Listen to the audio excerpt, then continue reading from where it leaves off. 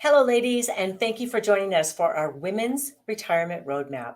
Hey, I see that you made it. Ruth, Sam, Cheryl, how you doing? Glad you're here. Let me ask you a question. You know that nagging question just about everyone feels as they are nearing retirement? That incessant wonder that plays in the back of your mind. Do we really have enough saved? Will this pile of money last as long as we need it? Did you know you don't have to wonder about that? Did you know you can literally test and have those questions definitely answered once and for all? Yes, that's what we do. We give people those answers and help them make whatever adjustments are needed now so they don't ever have to think about it or worry about it later. My name is Melissa Matson. I am the founder of MRS Wealth Advisors, a boutique firm right here in Henderson, Nevada. For more than 20 years, I've been helping families create comprehensive retirement plans that address the planned events and the unexpected events that may happen. Tonight, our presentation is geared for the specific risks that women need to be aware of when planning for or entering into retirement. I'm going to discuss market volatility, different Social Security strategies, healthcare planning, taxes, and also what you need to know about having an income that you cannot outlive. I understand it's easily to be distracted on these webinars because distractions are everywhere. But ladies, grab your favorite beverage, a pen and paper, because there's a few things that you're going to want to make a note of. We're going to do something fun before we get started. Can all of you please go to your tab? We're going to take a poll. I'm going to ask you a question, please. Can you answer me? How many of you that have joined me on this webinar tonight work with a professional financial advisor? Yes or no? You do or you don't? Go ahead and answer that in the poll. Later on, we're going to be doing polls throughout the presentation, and we'll reveal the answers of who we have on the call. All right. So we always need to go over a disclosure page, and don't worry, you'll be getting a copy of this webinar if you actually want to read through this thing on your own later. But basically, this presentation is general information. It's kind of like a two-part subject. We're going to be talking about all these different subjects, but it's going to be very generalized. You want to take the information and you want to make sure that you don't run out and apply one of these strategies without sitting down with a professional advisor first to make sure that you get the desired result if it's going to work for you. So that's just what the disclosure page basically says. So some of the specific risks and challenges that we women face. That's why we're here tonight. Look at this mountain. Look at the top of the summit. Our financial lives are much like climbing a mountain. You know, we think that during our working years, we're in the accumulation stage, but we have to start somewhere, right? The first part of our accumulation stage, let's compare it to the base camp of this mountain. When you begin working until you reach the top of the mountain, that's when you get to retire. That's the summit. This is your accumulation phase of your retirement nest egg. And most of us will spend an average of 90,000 hours at our jobs. That in those 90,000 hours, we are accumulating assets and saving for our retirement. We get to retire when we get to the top. Then we're in our second phase. After the retirement party begins the distribution phase. That's when we begin drawing down on our nest egg so we can pay our bills, enjoy traveling, or whatever leisurely activity is important to you. Maybe you want to provide legacy income to your loved ones. You know, if you're not an experienced mountain climber, I'm certainly not, but I am. But if you are an experienced investor, you one that understands how crucial it is to be guided during that distribution phase to make sure that your money will last. You might want to consider hiring a professional guide that is experienced. And I'm happy to offer a no pressure complimentary second opinion on your existing retirement income plan if you have one. If you don't have one, I can help you to create one.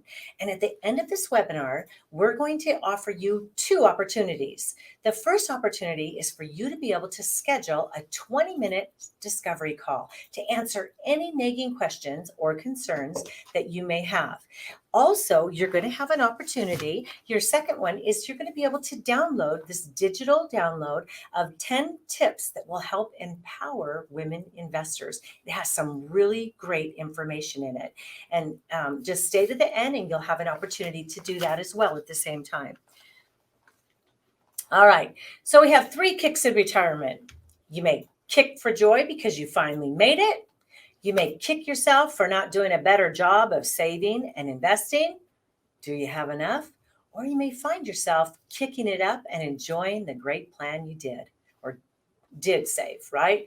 But my goal is to help you to create a plan that provides the strategies that leverages the nest egg that you did accumulate or have accumulated and turn them into this powerful engine that will generate this lifetime income, keep up with inflation, so your worries are gone and you don't have to be concerned about outliving your income, right? Because that's what's important to us.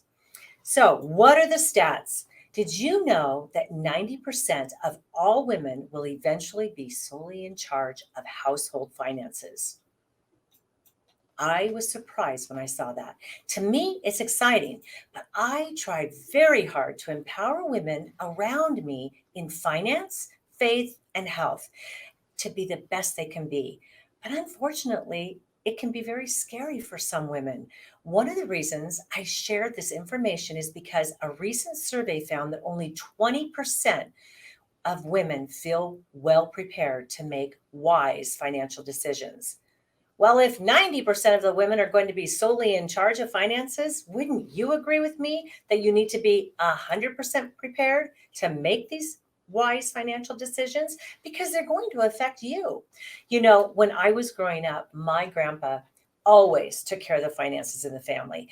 Grandma didn't have much interest in it. She knew that he would take care of things. And even in the 70s, Grandpa was diagnosed with congestive heart failure. She still didn't want to get involved. But thank goodness, Grandpa actually lived a pretty long life with his condition. But in 1998, Grandpa did pass away. And Grandma had a wake-up call because as a widow, she was forced to figure out about her finances and how she was going to make it. Well, little did Grandma understand that when Grandpa took his pension, he chose a single life. And they had very little savings and very little life insurance. So Grandma was forced to live off of one Social Security check. She did live to an amazing age of 89, but she was on Medicaid. Maybe if she would have been more involved with the financial planning with an advisor, she would have been able to express concern as to what was going to happen to her once Grandpa passed away, right? And that's not uncommon for us to encounter. Is when couples come to visit with us, a man has been the sole person in charge of the finances, maybe been, the one making all the decisions for, their finances. But think about it this: if the husband was the primary breadwinner, what becomes the financial reality if the wife is left behind and hasn't been involved in making any of these financial decisions? We have seen scenarios where the widow is left without the financial resources that she needs just to maintain her lifestyle, not to do extra things, but just to basically live. Now, I'm not saying women have to control all the household finances, but what I am saying, please be involved. Make sure your voice and your concerns are being heard. It's completely okay if you have different investment philosophies than your spouse. Typically, women are more conservative investors than men are.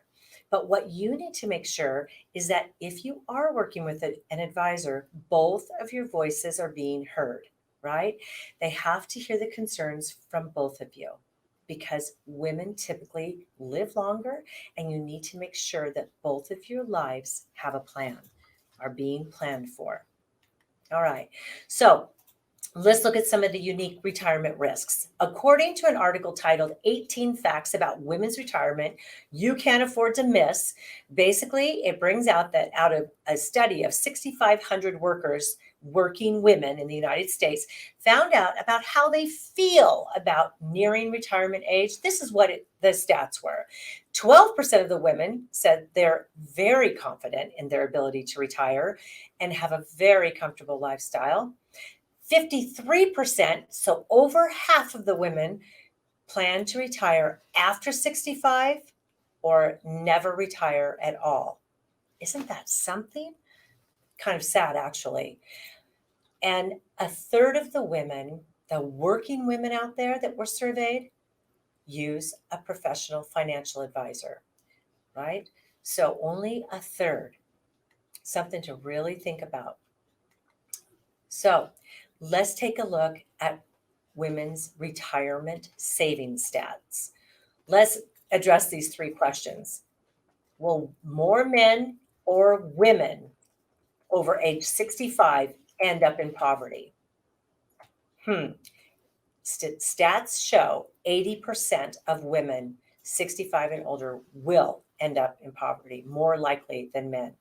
Number two, what's the cost of women versus men on healthcare retirement costs? Women need to have $150,000 saved. Men need $135,000 to cover retirement healthcare costs. So that was pretty similar to me. I didn't think that was much difference. But a question for you, number three. Let's do another poll here. Let's see what you think. Go ahead and answer this in the right-hand column. Just answer, who do you think saves more for retirement just for fun, men or women? It'll be interesting to see your answers, and then I'll share with you later what the stats are, okay? All right. Okay. All right. Next, we're going to talk about the 4 things that women need to know about how to optimize your Social Security income. We're going to talk about how to eliminate the zeros, how to inherit your spouse's benefit the best way possible, and if you're divorced, widowed, or survivor's benefits, how to best take those. And also we're going to touch on the break-even point in the survivor's benefit as well. So let's talk about eliminating zeros. Look at this slide here. Everyone's Social Security check is based off of our 35 highest earning income years. And in this hypothetical scenario, Mr. and Mrs. Jones, they went to the same college, fell in love, and then they began their careers at 22 years old. They worked for the same company and they had the same job, paid the same income. All right. They paid in the same amount of money. They decided to start their family at age 30. Well, guess who stayed home? Of course, Mrs. Jones decided to raise their 5 children, or raise their children for 5 years. That's what I meant to say. So instead of her income staying consistent, she had a break there where she earned 0 income and she stayed home for 5 years consistent, right? So the retirement income planning question that needs to be addressed is, how do we eliminate those 0 income earning years? Because for every year that you work, your lowest earning income year is wiped out and your check from Social Security will be higher. This strategy involves working longer, maybe 1 to several years longer than maybe you would have wanted to work, because if you want to increase your lifetime Social Security income. So there is a strategy to get that up. So look at Mr. Jones' earning years. He's not faced with this same scenario, of course, because when it comes to Social Security, as his wife, because there was no break in his professional work history, right? They will collectively have to address this problem, though, because they're married, and it's going to impact both of them as we build out a retirement income plan for them that allows them the opportunity to leverage their respective Social Security incomes to benefit them throughout their retirement years together. So It's a joint effort. So this story of Mr. and Mrs. Jones may sound familiar because Mrs. Jones chose to stay home for 5 years, raise their children. So she missed out on this 5 years worth of income. But in this example, it's the earnings and the contributions into Social Security over the length of your career, right? It meant that Mrs. Jones put in $13,000 a year less every single year. So for 5 years. So her Social Security check is going to be smaller than Mr. Jones's. And if you look at the lifetime income, Mrs. Jones's was just shy of 4.3 million, where Mr. Jones's was 4.9 million. So a little bit of a difference there. That's how Social Security actually calculates it. So we took a look at married couples, Mr. and Mrs. Jones. So if you're married, that's how we best optimize that. So when we look at Social Security benefits for a widower or a divorcee, those are different as well. So for a widow's benefit, if you were widowed before as early as age 60, you could receive reduced benefits. If you are widowed at full retirement age, right, then you're going to receive 100% of your benefits.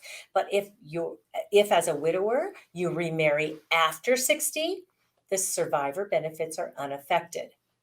Okay, so as a divorcee, half of the benefit from your spouse's full retirement age or Social Security disability, if you take them at full retirement age, then you get half of your ex-spouse's, but you had to have been married for 10 years or longer. Now, if you do remarry and you are drawing on your ex-spouse's, account, Social Security, he or she is no longer eligible, but you will be eligible if your second marriage ends up in a divorce or an annulment or a death. So you can go back and revisit collecting on your ex-spouse's Social Security if need be. Some key points to look at. So let's look at the Social Security survivor benefits and where the break even point is, basically where the point where the benefits outweigh the cost of waiting to take that benefit. It's basically between the ages of 60 to full retirement age. Now, for survivor benefits, full retirement age now is 66, but it's going to be transitioning to 67 in a couple of years. So it kind of lessens, the benefit of waiting because it takes into effectiveness that delaying this survivor's benefit might have, since it will take longer to reach that break even point in the amount of money that you receive. But every situation is different, whether you're married, you're a widower, a divorcee, or a survivor. Every situation is different. There's hundreds of ways to claim based on your individual situation. And there was an article just published this week saying that 4% of the people actually sit down and take the correct strategy that's going to maximize the benefit for them. 4% correctly take the strategy that gives them the most payout. Well, that's what we help people with. At MRS Wealth Advisors, we can help you calculate the best time to take it so that you can actually maximize your benefit for the rest of your life. All right. So, for those of you who are married and have qualified for Social Security, there are many ways that the man passing away before you or before women can impact your retirement. Here's a few of them. The first thing that's going to happen is your taxes are going to go from a more advantageous married filing joint to now a single payer, which could ultimately reduce your income because you're in a single taxpayer's bracket. Also, you're going to be able to, if you were both collecting a Social Security check, guess what? If your husband passes away, you're going to go down to one Social Security check. The good news is you get to keep the highest Social Security check, but you're down to one. Now, if your spouse had an employer-sponsored pension through their employer and had a single life pay option, well, of course, that's going to be zero, just like it was when my grandpa passed away. Grandma received nothing more from the pension plan.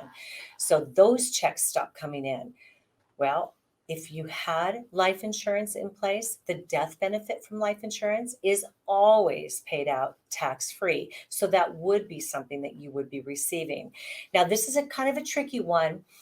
If there is a beneficiary IRA, let's say your spouse was receiving something from their parent and had already began taking income from it, if they were taking these required minimum distributions, you have a choice to continue taking them based off of your husband's age, or you could actually file new paperwork and have them recalculated and taken off of your or extended on your life expectancy. So all of these different scenarios could impact your tax liability. So it's important to pay attention to these different points.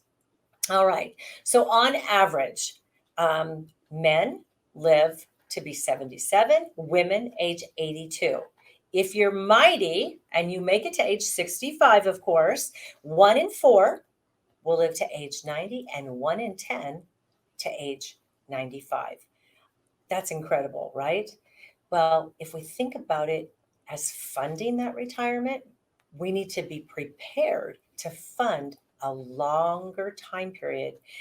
How is it going to impact your ability to afford your retirement when we're living so long, right? So let's look at how things have changed.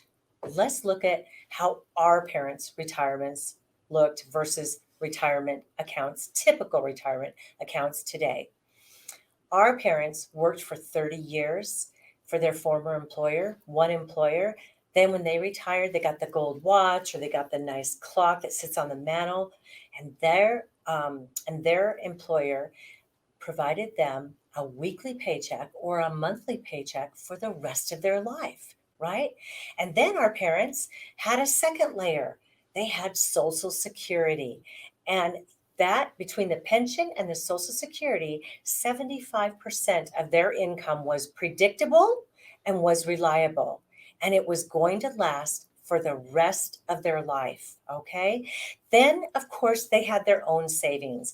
Whatever they accumulated, they may have had IRAs outside of that, or savings account, or some real estate, whatever it was they saved. But that was just extra money, money that would supplement their pension and their Social Security. Well, guess what? Things have changed, right? Things have been turned upside down. They're not like they used to be. Today, as a matter of fact, let's take another poll.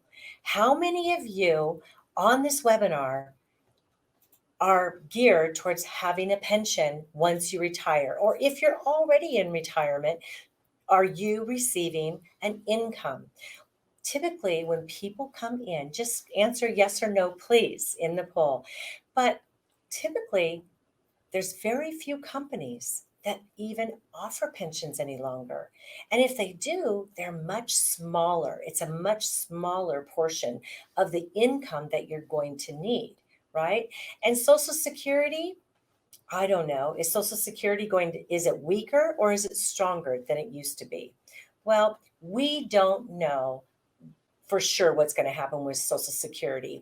But the professionals say that before Social Security ever really went belly up, they would actually lower the payments that are going to people instead of doing away with it. Okay. So, bottom line is the nest egg in your retirement, that the money that you've accumulated in various accounts, your 401ks, your 403bs, your IRAs, your savings, your real estate, all of these different sources, your nest egg is what needs to provide you with predictable, reliable income that you cannot outlive.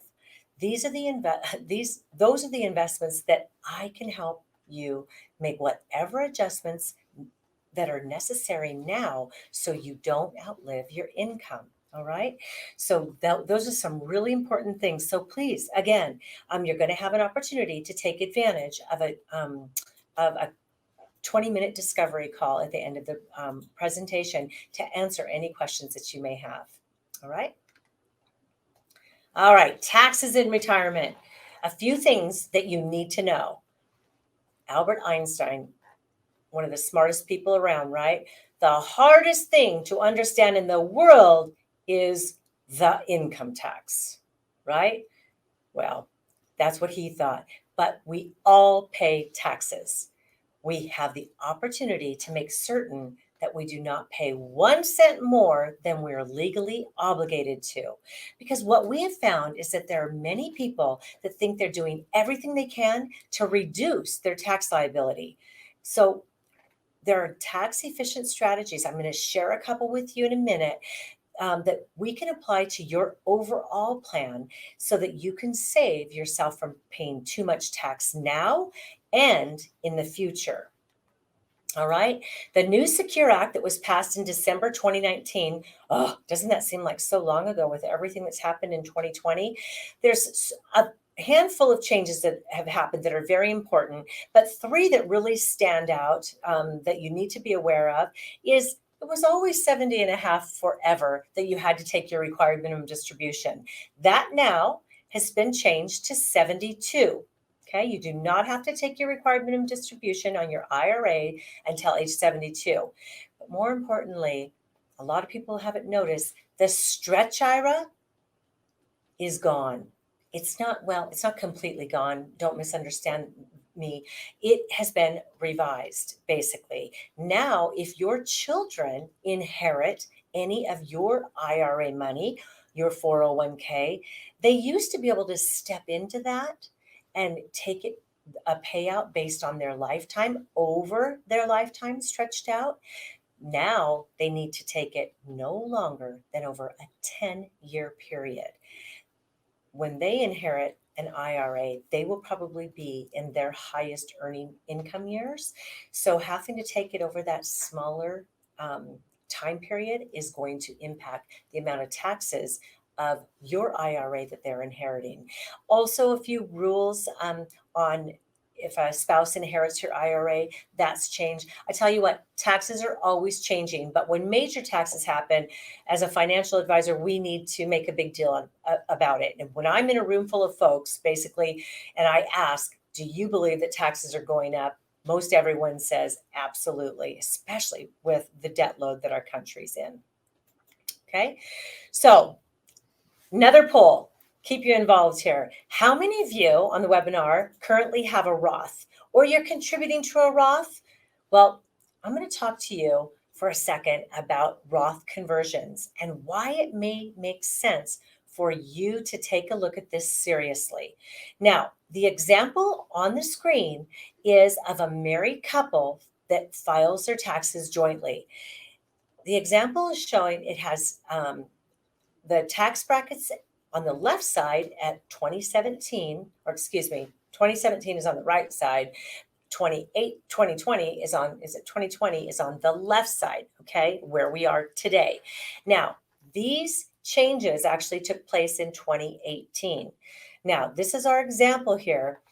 If you're a married couple earning $100,000 annually, both you and your spouse, right? You decide that you're going to do a conversion of $57,000 in 2017 before the Tax Cut and Job Act was applied in 2018. You move that $57,000. Now you have to pay taxes on $157,000 of income, right? You have to pay taxes on that. That was in 2017. That bumps you from a 25% bracket to a 28% bracket. So instead of paying $39,000 and change in taxes, you get bumped up to paying just about $44,000 in taxes in the 28% bracket. With the current reduced tax brackets that will expire in 2025, please hear that. It's already on the books that they are going back in 2025. These tax changes, these reliefs are going back to where they were in 2017 for sure, if not higher. If you did this same scenario today, if you earned $100,000, you decided to convert a $57,000 IRA, you would not move in tax brackets from 25 to 28. As a matter of fact, you would be in a lower tax bracket at 157 of 22%.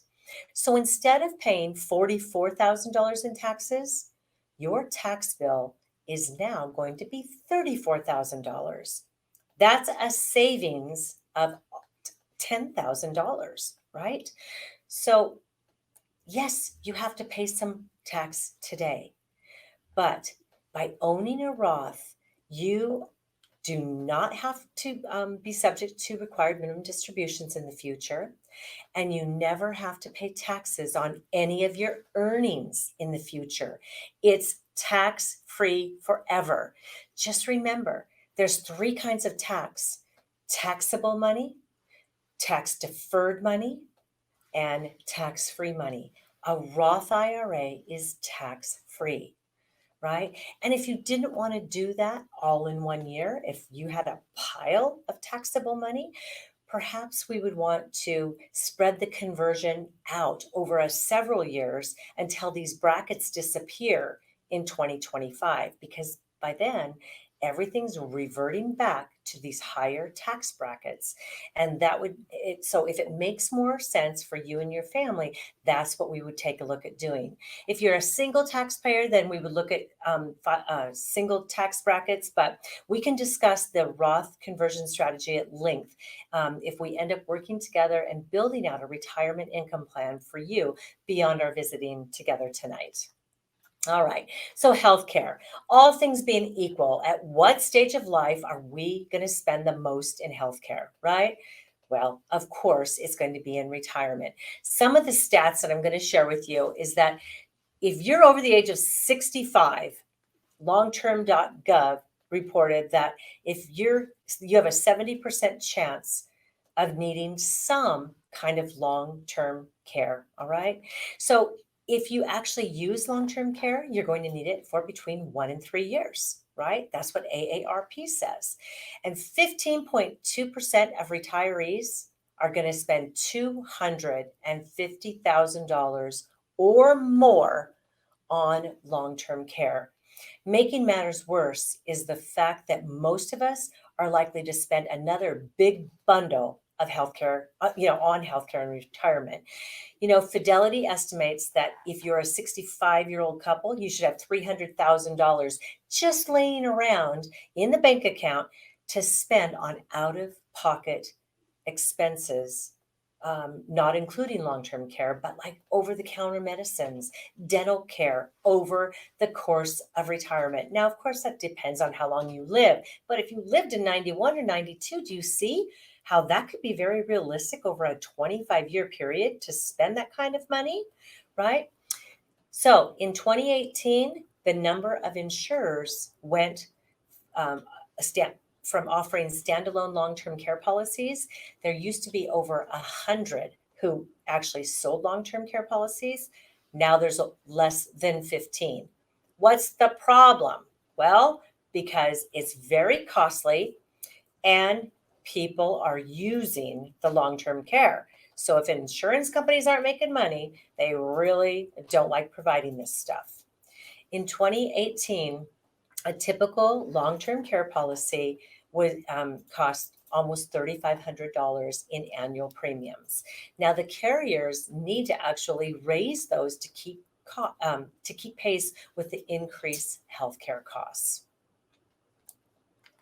Okay, so it's an eye-opening day for retirees. Let's say that you do retire at 62 years old and you live to 92. Think of that. That's a third of your life that you get to spend in retirement. The most eye-opening day for a retiree? It's not the day you run out of money. It's the day you look at your portfolio or your finances and you realize that you could run out of income or run out of money. Once that moment of clarity occurs, life is never really the same. So, having a well thought out retirement income plan, you will have a roadmap that shows you strategies to help optimize your income, reduce your tax liability, and protect your nest egg from creditors should a catastrophic health illness occur, and mitigate the realities of being blessed with longevity, but having a finite amount of resources to pay for it all. It isn't uncommon for me to meet with someone when they come into my office and tell me that, yes, I'm very conservative. But then when we look at their investments, we see that they're actually invested pretty aggressive. It actually starts here. Most of the time, when I meet people and ask them how much risk they have in their portfolio, they don't really know. They don't know the answer. They don't know what would happen if 2008 happened or if there was another market correction similar to that. They don't know how their investments are correlated to risk. And it's okay if you're one of them. You're not alone. After you schedule your call, we can determine with our complimentary risk analysis if it would benefit you. We use Riskalyze, and this tool allows us to quickly determine if you have more money at risk than you intend to. So it's a critical part of preparing for a market correction. So we're going to talk about 4 things that you need to do during a market correction. Because if you're within 10 years of retiring, right, you are considered to be in the retirement danger zone, right? Why? Because you don't have the ability to write it out, right? The writing it out approach may not be the right approach if you're in this zone. Maybe you need to move some of your money into safe money investments, right? If you have a longer time period, then you would be able to write it out. But when your time period is short, you don't want to have permanent changes in your lifestyle and on into retirement that you don't have time to recover for because there was a market correction. All right. So we're going to talk about that. The first thing, you need to write this down. Don't get emotional, right? We all hear that we should buy low and sell high, but in reality, it's challenging. Why? The first reason is because if we knew exactly how to time the market and when an investment was going to peak and when it was going to be in the valley, we would probably all be living on a private island somewhere, right? Because even the pros get market timing wrong. Because bottom line, timing the market is very tough. Secondly, Dalbar is a study. It actually publishes a study every single year, and it basically is always trying to attribute the exact cost. What does it cost an investor who does do emotional investing? And in 2019, if you think back, 2019 was a good year. Their most recent study that they reported showed that the average equity investor underperformed the S&P 500 by 1%. This was in a year where the market did very well, but in past studies, that gap was usually much higher than that. The buy low, and in order to buy low, you have to be aggressive, right? You have to be able to buy on bad news, right? And you need to be alert and be ready to sell when the news is good. Emotional investing will diminish returns is the first and most important tip for succeeding in a market correction. The second tip, it's important to understand your actual risk when you are in a down market.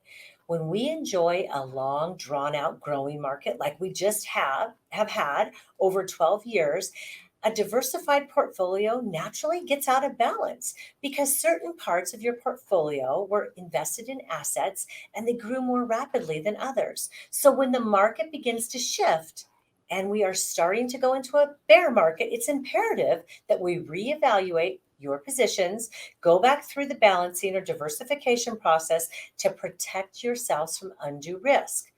Okay, so that's what we do as part of our planning process when we look at your portfolio together. This is kind of funny. The third tip, act your age. Well, we all know that as we approach retirement, it's a good idea to have less and less at risk as we age. Oftentimes, when we're doing someone's risk analysis, we learn that people unknowingly are exposed to have more risk than they think they do. For decades, financial professionals have recommended something called the rule of 100. Maybe you've heard of it. Well, how it works is you take the number 100 and you subtract your age. And that is the amount of money you can safely have at risk. So 100, if you're 70 minus 70, you should have 70% of your money in safe holding investments and 30% in growth holdings.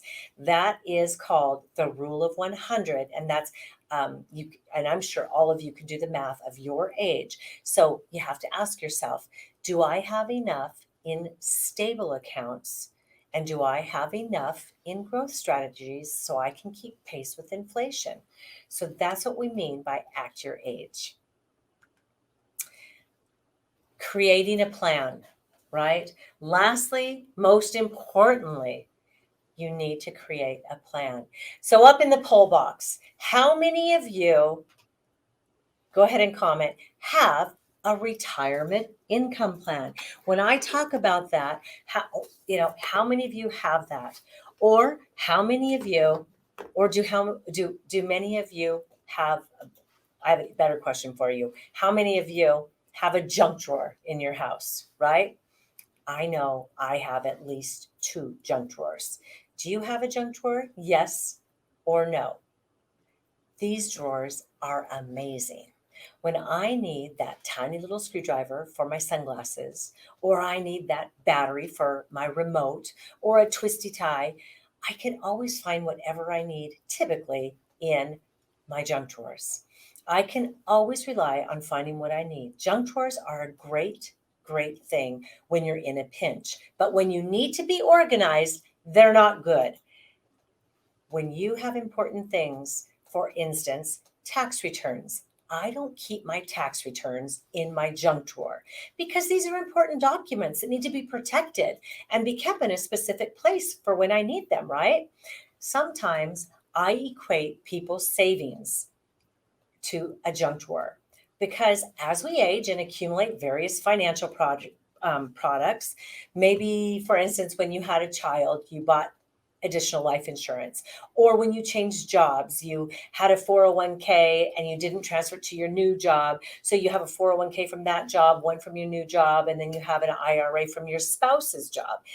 Just all these different investments. And over the course of several decades, you look at all these different investment statements and realize it's a lot more like a junk drawer than an actual plan. So when the market corrects, the last thing you want to have is a random mess of accounts. When there is a market correction, you need to have an actual plan. And building this comprehensive plan is what MRS Wealth Advisors specializes in. And in your accumulation phase, up to the top of that summit, right, your earning years, you can probably do okay in a junk drawer, that approach of investing. In fact, nearly everything in the last 10 to 12 years has grown and done very well. But during a market correction, it is critical to know exactly where your money is invested so that you can follow these 4 steps. Retiring successfully requires this so that you can greatly reduce the worry and the chance of outliving your income. All right. So, for the first time in history, we have a new generation, the sandwich generation. And I feel like I'm part of this generation, and you probably do too. This is the sandwich generation. And this is when we're taking care of our aging parents, but then also we may have younger children or we may have older children who have either never left home or recently came back home to live, right? With so many responsibilities and distractions going on day to day, taking the time to envision what a successful retirement looks like. Sometimes we get a little bit out of whack, right? So let's just do that. Let's take a deep breath and think about retirement for a minute. Are you living the type of retirement that you always dreamt of? Or are you what kind of a retirement are you looking forward to? I know that for my husband and I, we look forward to the day that perhaps we purchase a condo in Hawaii and it's nice enough we can travel back and forth and it's big enough that our kids can come and vacation with us. We can enjoy the beautiful sunsets, time in the warm ocean, and just enjoying great food, making amazing memories together. That's what we envision as part of our retirement dream and or plan. So everyone's plans are different, that's for sure. So we love us women only 37% of women work with financial advisors. We love our friends and family, and we love sharing advice. But working with a financial advisor, let's take a look at some of the answers to our poll questions that we actually did do. So on our call, on our webinar today, of those of you who answered the poll, is brought out that 45% of you said yes, you do work with a financial advisor, and that's fantastic. But 55% of you said no. So, ladies, half of you on this call do not work with a financial advisor. That concerns me. You should have some nagging questions that need to be answered. Please take advantage of the complimentary 20-minute discovery call to answer any questions that you may have of what that may look like. Also, let's see, who saves more? What did you say? Let's see, 45%. Well, of course, this is a women's webinar. So you all answered. 55% of you said that women probably save more. And 45% of you said men probably save more for retirement. Well, the stats are that 43%, that women save 43% less than men do. Can you believe that? 43% less. So that's just a fun fact to know. And also, of those of you on the webinar, as far as receiving a pension, I was actually surprised. There was 55% of you on the call that are receiving a pension or are looking forward to receiving a pension. That's fantastic. That's actually better than most stats. 45% of you say no. So of the 45% of you that are not going to be getting a pension, it's really important that the savings that you have accumulated is going to be able to provide you with a pension-like income. And that's what I can help show you how to do by having this retirement plan. All right. So I think that was the answer to all of our poll questions. Very good. Thank you so much for your participation. Again, at the end of the webinar, you're going to have an opportunity to download this 10 tips and tricks for a savvy women investor. You're going to really like some of the information in here. And, each one of you at the very beginning of our presentation, when we were talking about spending 90,000 hours, right, in our work field before we actually get to retire, some of us have to work longer than that even. But a study made by Malcolm Gladwell in the book Outliers, he actually brought out that it takes about 10,000 to become an expert in your field, right? So whatever it is you do for a living or did for a living, it took you about 10,000 hours to become an expert, right? So I've been working in this industry for more than 20 years, way more than 10,000 hours. And I've been able to see so many strategies be creative. And I'm not saying you probably understand your investments very well, but when you are a professional and you look at this every day, sometimes we could be looking at the same set of statements and come up with very different conclusions to provide a very comprehensive retirement plan that will keep you comfortable for many years to come. So that's what we specialize in. So so if you don't currently have a retirement income plan, and by that, remember, I don't mean a retirement portfolio, a collection of a bunch of different accounts, a junk drawer that details this retirement plan would detail exactly how you're going to tap in to your different assets and leverage them, help ensure that they're going to last as long as you need them, regardless if the market's up or if the market's down. If you don't currently have such a thing, please take a minute and schedule your complimentary discovery call where we can answer any of these questions that may be nagging at you. So go ahead and bring me full screen if you would, please. I just wanted to thank you all so much for coming. I really appreciate your time and also your participation in our polls. That was fun.